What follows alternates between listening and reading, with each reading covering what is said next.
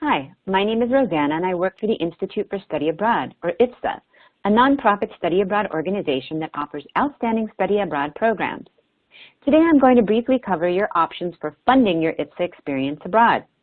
I'll be listing IFSA-specific scholarships and grants and highlight some of the nationally competitive study abroad scholarships and grants that are available.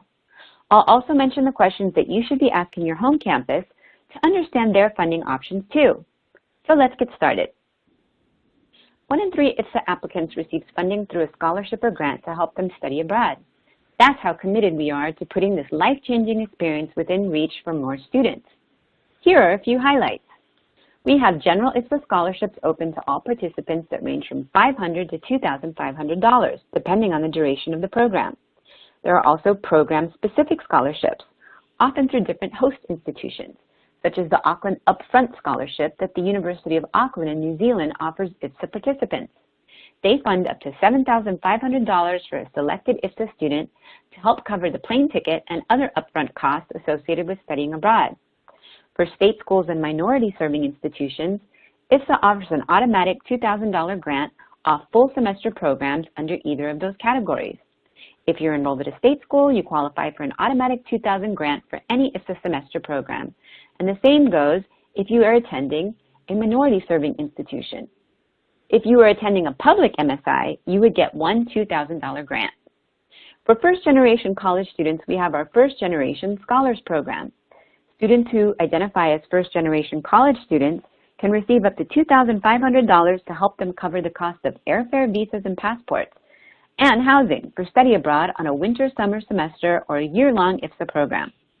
As part of this program, IFSA also offers pre-professional support to help first-generation students succeed. There's also IFSA's Work to Study grant. With this option, you complete a project for IFSA while abroad and receive a stipend of up to $800.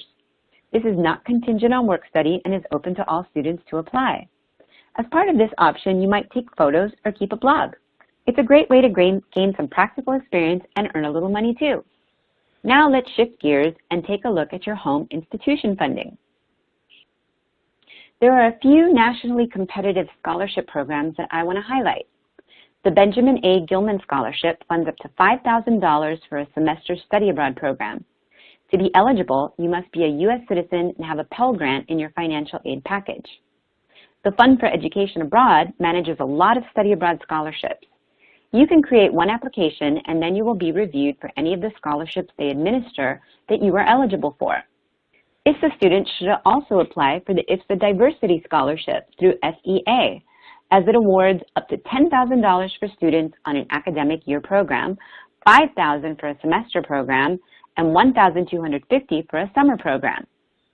The Boren Awards are a unique option to fund study outside of Western Europe, New Zealand, or Australia. Boren covers intensive cultural and language studies. It can fund up to $12,500 for a semester program and $8,000 for a summer STEM program. These are nationally competitive scholarships, so you'll want to follow up by reading their websites to determine the details and confirm eligibility.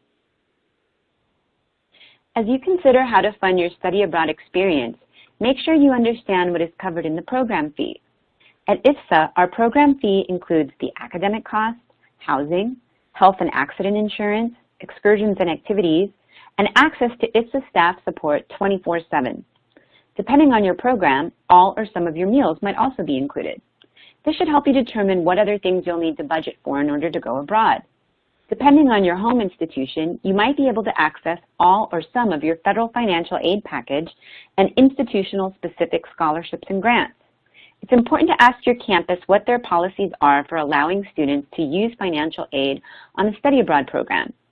You should also ask if there are specific study abroad scholarships that you can apply for via your study abroad office or your academic department. As you consider your funding, don't forget to keep up with filing your FAFSA if you intend to use your financial aid to cover your study abroad experience. Lastly, if you're a veteran, you should check with your home campus to see if they will allow your GI Bill benefits to fund your experience abroad. Now that we've gone over different types of financial aid, let's look at your next steps. It's time to keep planning and dreaming about your time abroad. Visit the IFSA website to see program information and the full details of our scholarships and grants, including deadlines. Check out the nationally competitive scholarships and grants mentioned in this presentation, the Gilman, the Borman, and the scholarships administered by the Fund for Education Abroad. And most importantly, talk to your home campus study abroad office to see how the financial aid and scholarships that you already receive could fund your time abroad.